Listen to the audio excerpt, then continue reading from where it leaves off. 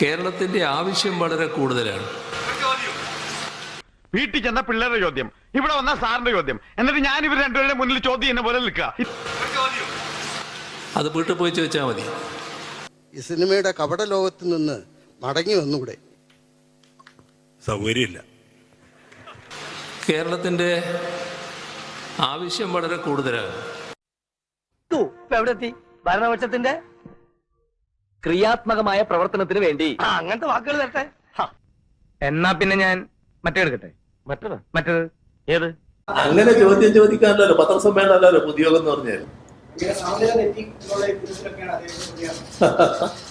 സമനില തെറ്റുന്ന ആർക്കാണെന്ന് നല്ലോണം കണ്ടുകൊണ്ടിരിക്കുന്നുണ്ടല്ലോ ആളുകൾ. നല്ല ചോദ്യം. അടുത്ത ചോദ്യം.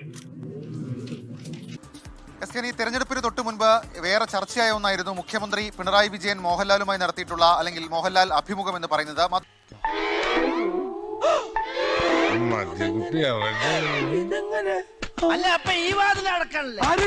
അഭിമുഖവുമായി ബന്ധപ്പെട്ട വിവരാവകാശ രേഖയുടെ വിവരങ്ങൾ പുറത്തേക്ക് വരുന്നുണ്ട്. അതായത് എന്താണോ നോക്കുന്നത്?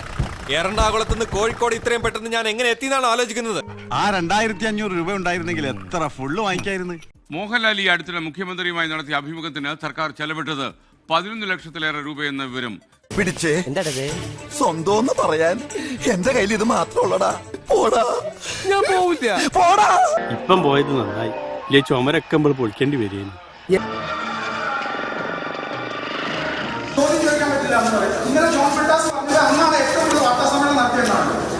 എനിക്ക് ചില കാര്യങ്ങൾ പറയാനുണ്ട് നിന്നോട്.